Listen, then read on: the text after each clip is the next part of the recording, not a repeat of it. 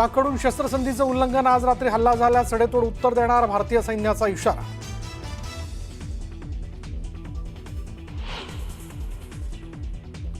श्रीनगर ते नलियापर्यंत पाकिस्तानचे ड्रोन हल्ले, पाकचे सर्व हल्ले भारतीय सैन्याने हाणून पाडले. भारताकडून लाहोरमधील डिफेन्स सिस्टीम उद्ध्वस्त. भारतीय सैन्याच्या प्रत्युत्तराने पाकिस्तान रडकुंडीला. भारताच्या कारवाईनंतर शस्त्रसंधीसाठी पाक डीजीएमओचा फोन. पाकच्या विनंतीनंतर शस्त्रसंधी झाल्याची डीजीएमओची माहिती. ऑपरेशन सिंदूरमध्ये पाकिस्तानच्या 25 ते 30 सैनिकांचा मृत्यू तर 100हून अधिक दहशतवाद्यांचा खात्मा. अमेरिकेच्या मध्यस्थीनंतर नाही तर भारताकडून स्वतःच्या अटींवर शस्त्रसंधीची घोषणा. जर इथून गोळी झाडली तर इथूनही गोळी झाडली जाईल, पंतप्रधान मोदींची स्पष्ट भूमिका.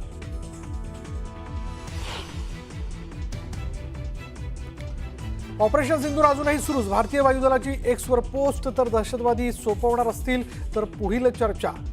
भारताची भूमिका, सूत्रांची माहिती.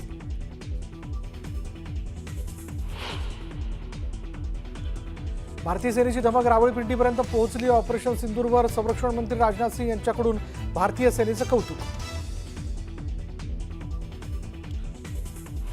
ब्रह्मोस मिसाईलची ताकद काय आहे, पाकिस्तानला विचारा. ऑपरेशन सिंदूरमध्ये भारतीय सेनेनं ब्रह्मोस मिसाईल वापरल्याचा योगी आदित्यनाथ यांचा दावा. काश्मीरच्या मुद्द्यावर अमेरिकेकडून मध्यस्थीची तयारी, तर आम्हाला पाकव्याप्त काश्मीर हवाय. तिसऱ्या पक्षाच्या हस्तक्षेपाची गरज नसल्याची भारताची भूमिका. 17 मेपासून आयपीएल सुरू होण्याची शक्यता. भारत पाकिस्तान तणावामुळे आयपीएल केलं होतं स्थगित. अमेरिकेच्या मध्यस्थीनंतर नाही तर भारताकडून स्वतःच्या अटींवर शस्त्रसंधीची घोषणा.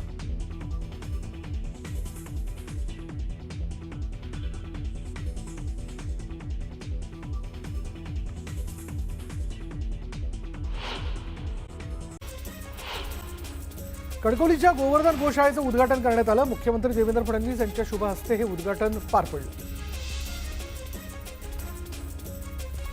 भारतीय ट्रॅव्हल्स एजन्सी असोसिएशनकडून तुर्की आणि अझरबैजान विरुद्ध कडक भूमिका घेण्यात आली आहे.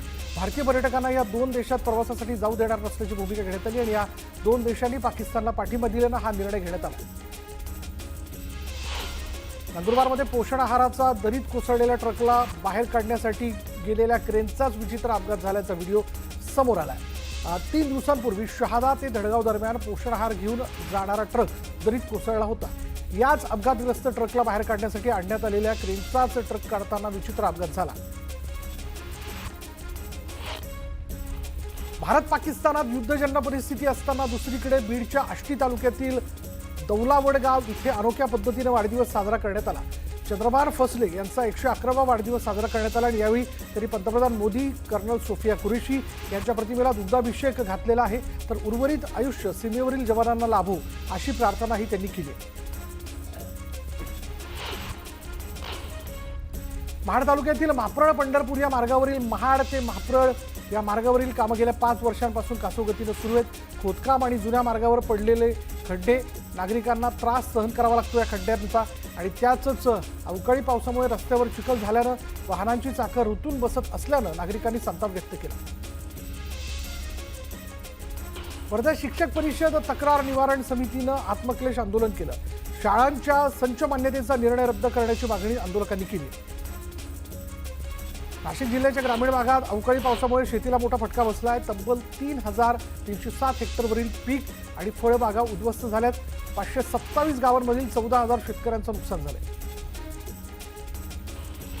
शिवसेनेचे रायगडच्या जिल्हाप्रमुखांनी मंत्री उदय सामंत यांच्याकडील उद्योग खात्याच्या कारभारावर नाराजी व्यक्त केली.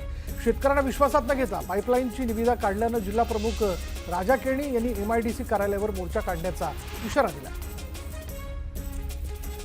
कोल्हापुरातील केसरकर ट्रॅव्हल्स कंपनीनं सुट्ट्यांच्या कालावधीत तिकीट दर दुप्पट करत प्रवाशांची लुटमार केली. एवढंच नव्हे तर बसमध्ये अस्वच्छता असल्यानं प्रवाशांनी संताप व्यक्त केला. मावळमध्ये कृषी विभागाकडून उपविभागीय स्तरीय कार्यशाळेचं आयोजन करण्यात आलं. खरीप हंगामात कारवाईची कामं जी आहे ती याविषयी कृषी अधिकाऱ्यांची कार्यशाळा घेण्यात आली आणि खरीप हंगाम कार्यशाळेत माती परीक्षण महत्त्व, बीज प्रक्रिया, फळबागेमध्ये CRA टेक्निकचा वापर या विषयावर सादरीकरण केलं गेलं. धुळे शहरातील कचरा समस्येमुळे नागरिक हैराण झालेले आहेत. शहरातील अनेक भागांमध्ये घंटागाड्या वेळेवर येत नसल्यानं शहरात कचऱ्याची समस्या गंभीर बनली आहे आणि त्यामुळे घंटागाड्यांची संख्या वाढवण्याची मागणी आता स्थानिकांकडून करण्यात येते. पिढीजात शेती व्यवसाय पुढे कसं करायचा असा सवाल शेतकऱ्यांना पडला आहे. मजुरी महागल्यानं शेती करायची की दुसऱ्याला द्यायची असा प्रश्न शेतकऱ्यांना सतावतो. मुख्यमंत्री सौर कृषी योजनेला गती देण्यासाठी प्रत्येक जिल्ह्यात शासकीय जमीन महावितरणकडे हस्तांतरित केली जाते आणि त्यानुसार पुणे जिल्ह्यात 14 तालुक्यांमध्ये आतापर्यंत 131 वीज उपकेंद्रांसाठी 3090 एकर शासकीय जमिनीचा ताबा देण्यात आला आहे आणि यासाठी महावितरणकडून 195 ठिकाणचे प्रस्ताव देण्यात आले होते. चिकू चवीला जितके गोड आहे तितकेच ते आरोग्यासाठीही फायदेशीर आहे. उन्हाळ्यात शरीराला थंडावा देणारे ऊर्जा देणारे चिकू हे फळ आरोग्यदायी आणि चविष्ट असल्यानं त्याच्या मागणीत वाढ झाली. चिकूचे दर 150 ते 250 रुपये किलोवर पोहोचले.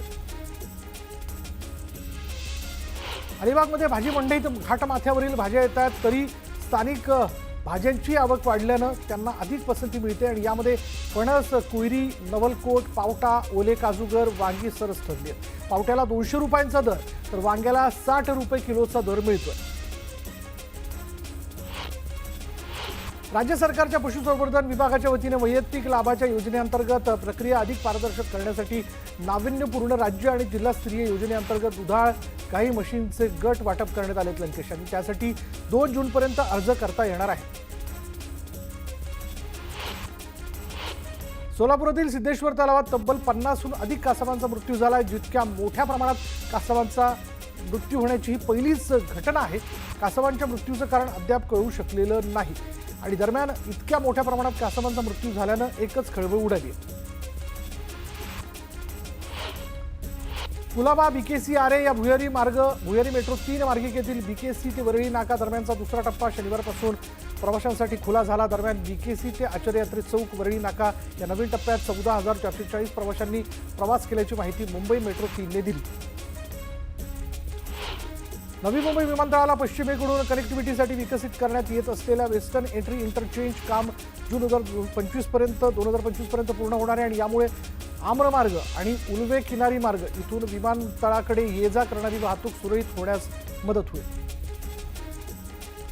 जेएनपीटी बंदराला मुंबई गोव्यासह मुंबई पुणे महामार्गांना जोडण्यासाठी बांधण्यात येणाऱ्या पागोटे ते चिरनेर या 29 किलोमीटरच्या मार्गासाठी 11,500 वृक्ष कापली जाणार आहेत. या महामार्गाला केंद्रीय वने आणि पर्यावरण मंत्रालयाच्या परिवेश समितीने मंजुरी दिल्यानं मार्गातील मोठा अडथळा दूर झाला. विस्कटलेली आर्थिक घडी बसवण्यासाठी ठाणे महापालिका आता टप्प्याटप्प्याने बिनव्याजी कर्ज घेत आहे. परंतु दुसरीकडे महापालिकेला कर्मचाऱ्यांचा पगार आणि इतर कामांसाठी आजही शासनाच्या अनुदानावरच अवलंबून राहावं लागतंय. त्यामुळे जून महिन्यात महापालिका कर्मचाऱ्यांना पगार मिळेल की नाही याची चिंता प्रशासनाला सतावते.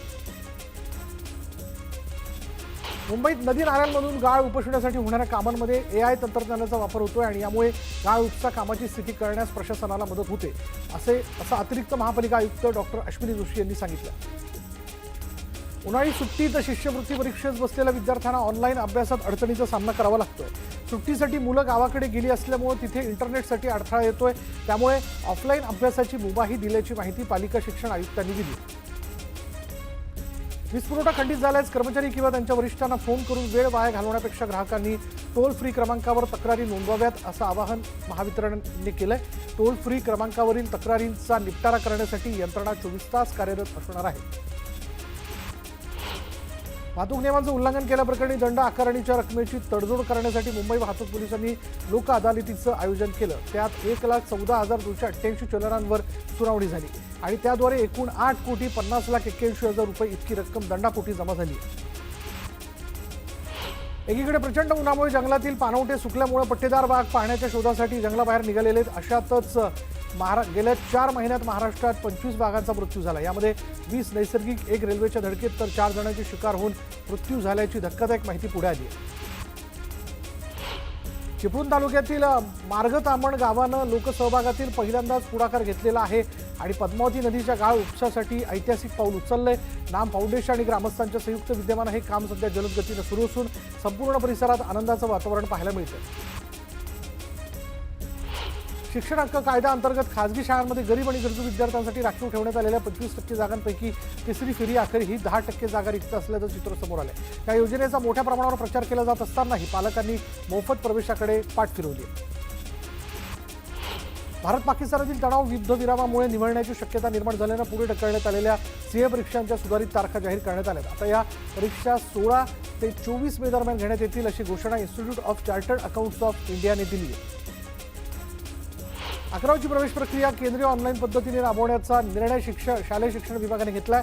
विद्यार्थ्यांना भराव्या लागणाऱ्या नोंदणी शुल्कात कपात करण्यात आली. विद्यार्थ्यांकडून 100 रुपये शुल्क आकारलं जाणार आहे. जिल्हा परिषद प्राथमिक शिक्षक संवर्गाच्या जिल्हा अंतर्गत ऑनलाईन बदली प्रक्रिया पुणे जिल्ह्यासह पुणे राज्यात सुरू झाली आणि त्याबाबतच्या वेळापत्रक देखील जाहीर करण्यात आलं होतं. मात्र आंतरजिल्हा आपसी बदल्या झालेल्या शिक्षकांपैकी सेवा कनिष्ठ शिक्षकांची सेवा ही बदलीसाठी ग्राह्य धरावी यासाठी काही शिक्षक न्यायालयात गेले होते आणि या निर्णयाला न्यायालयानं स्थगिती दिल्यानं शिक्षकांना दिलासा मिळाला. राज्यात सद्यस्थितीत सुमारे 50 ते 55 हजार स्कूल बसेस अनधिकृतरित्या विद्यार्थ्यांची वाहतूक करीत असल्याची धक्कादायक माहिती समोर आली आहे. नुकताच परिवहन मंत्री यांच्यासोबत स्कूल बस असोसिएशन आणि पालक असोसिएशनची बैठक झाली. या बैठकीत पदाधिकाऱ्यांनी परिवहन मंत्र्यांकडे अनधिकृत स्कूल बसेसच्या तक्रारी केल्या आणि या पार्श्वभूमीवर पुढील 3 महिन्यात सर्व अनधिकृत बसेसनी दंड भरून अधिकृत परवाने घ्यावेत अन्यथा कडक कारवाई होईल असा इशाराच परिवहन मंत्री प्रताप सरनाईक यांनी दिला. रत्नागिरी जिल्ह्यात अवकाळी पावसामुळे हापूस आंब्याला मोठा फटका बसला आणि त्यामुळे आंबा उत्पादक शेतकरी संकटात सापडला. पावसासोबत झालेल्या वादळी वाऱ्यामुळे मालेगावात मोठ्या प्रमाणात नुकसान झाले. मालेगावातील एका महाविद्यालयाची 40 फुटी भिंत कोसळली आणि त्यामुळे भिंतीखाली 14 वाहनं दबली गेल्यानं मोठ्या प्रमाणात नुकसान झाले. मराठवाड्याला नेहमीच आसमानी आणि सुलतानी संकटाचा सामना करावा लागतो. अशातच छत्रपती संभाजीनगरमधील वडजी इथे हातबल झालेल्या शेतकऱ्यांना मोसंबी बागेवर जेसीबी फिरवलाय. पाण्याअभावी आणि वाढत्या उन्हामुळे बागा जळत असल्यानं जेसीबी फिरवण्याची वेळ शेतकऱ्यांवर आली आहे. 1 जूनला केरळमध्ये दाखल होणारा पाऊस यंदा 27 मे रोजी दाखल होण्याची शक्यता. यंदा मोसमी पाऊस लवकर दाखल झाला तर भारतात बहुतांश भागात पावसाचं आगमनही तारखेपेक्षा लवकर होईल असा अंदाज MIDCने दर्शवला. मुंबईत अचानक झालेल्या अवकाळी पावसामुळे मुंबईतील हवेच्या गुणवत्तेत लक्षणीय सुधारणा झाली आहे. शनिवारी मुंबईचा हवा निर्देशांक 56 इतका म्हणजे समाधानकारक श्रेणीत नोंदला गेला. पुणे शहरासह जिल्हाभरात मुसळधार पावसाचा अंदाज वर्तवण्यात येतोय. पुढील 4 दिवस मेघगर्जनेसह वादळी वाऱ्यासह जोरदार पावसाची शक्यता वर्तवण्यात आली आहे. सोलापूर जिल्ह्यात पावसाचा इशारा देण्यात आला आहे. 3 दिवस येलो अलर्ट जारी करण्यात आला आहे. जिल्ह्यात तापमानाचा पारा घसरल्यानं नागरिकांना काही अंशी दिलासा मिळाला आहे. तर 12 मे पासून 14 मे पर्यंत विजेच्या कडकडाटासह पावसाचा इशारा देण्यात आला आहे. पुढे गेल्या काही दिवसांपासून तापमानाचा पारा प्रचंड वाढल्यानं शेतीमालाला मोठा फटका बसला. गुलाब उत्पादक शेतकऱ्यांना तापमान वाढीमुळे नुकसान सहन करावं लागतंय. तसंच या फुलांना बाजारभाव कमी मिळाल्यानं शेतकऱ्यांना मोठा तोटा सहन करावा लागतोय. मागील वर्षाच्या तुलनेत एप्रिलमध्ये टँकर फेऱ्या 6000 वाढल्यात आणि त्यामुळे उपनगरांमधील भीषण पाणी टंचाईचं वास्तव समोर आलंय. पालिकेकडे टँकरमध्ये वाढ झाल्याची नोंद करण्यात आली आहे तर जिथे पाणी पुरवठा होत नाही तिथे मोफत पाण्याचं वाटप करण्यात आलं. एप्रिल महिन्यात उन्हाचा कडाका वाढला असून अकोले, शेवगाव आणि कर्जत तालुक्यांमधील गावांनाही पाणी टंचाईची झळ बसली आणि त्यामुळे या तालुक्यात टँकर धावू लागलेत. आज मिती 7 तालुक्यांमधील 69 गावं आणि या 362 वाड्यांमध्ये पाणी टंचाई निर्माण झाली. त्यामुळे 1,38,000 लोकसंख्येला पाणी पुरवठा करण्यासाठी 69 टँकर्स धावत आहेत. सर्वाधिक 23 टँकर पाथर्डी तालुक्यात सुरू आहेत. बीडच्या आष्टी तालुक्यातील तारकेश्वर गडावर शुक्रवारी उपमुख्यमंत्री एकनाथ शिंदे आले होते आणि या ठिकाणी पोलीस कर्मचाऱ्याला सातारा इथे पोलिसांनी मारहाण करत शासकीय कामात अडथळा निर्माण केला. त्यांच्याविरुद्ध अमळनेर पोलीस ठाण्यामध्ये अदखलपात्र गुन्हा दाखल करण्यात आला. सोलापूर कृषी उत्पन्न बाजार समिती निवडणुकीत माजी आमदार दिलीप माने यांची सभापती पदावर वर्णी लागली. 18 पैकी 15 जागांवर सचिन कल्याण शेट्टी यांच्या पॅनलनं दणदणीत विजय मिळवला. काँग्रेसचे प्रदेशाध्यक्ष हर्षवर्धन सपकाळ यांनी कराडमध्ये यशवंतराव चव्हाणांना अभिवादन केलं. काँग्रेस मुक्त भारत करता करता भाजप काँग्रेस युक्त झालाय अशी टीका यावेळी त्यांनी केली. पेट्रोल पंपावर ऑनलाईन पेमेंट न स्वीकारण्याचा निर्णय विदर्भ असोसिएशन डीलर्स असोसिएशनने घेतला होता. दरम्यान सरकारच्या मध्यस्थीनंतर हा निर्णय मागे घेण्यात आला.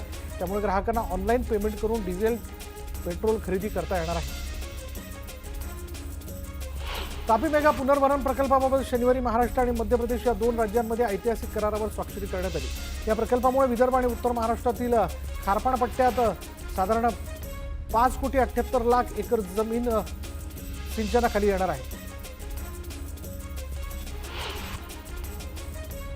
मेट्रोला प्रवाशांची चांगली पसंती मिळत असल्याचं लक्षात घेऊन ही सेवा अधिकाधिक सुविधाजनक करण्यावर सिडकोने भर दिला. त्याचाच एक भाग म्हणून रविवार आणि इतर सार्वजनिक सुट्टीच्या दिवशी दर 15 मिनिटांनी मेट्रोची फेरी सुरू केली जाणार आहे. त्याची अंमलबजावणी आजपासून होणार आहे. भारत पाक तणावाच्या पार्श्वभूमीवर ठाणे जिल्हा प्रशासन सतर्क झालंय. मुंबई ठाण्याला पाणीपुरवठा करणाऱ्या धरणांसह पाणीपुरवठ्याच्या जलवाहिनीवरही सुरक्षा यंत्रणा तैनात करण्यात आली.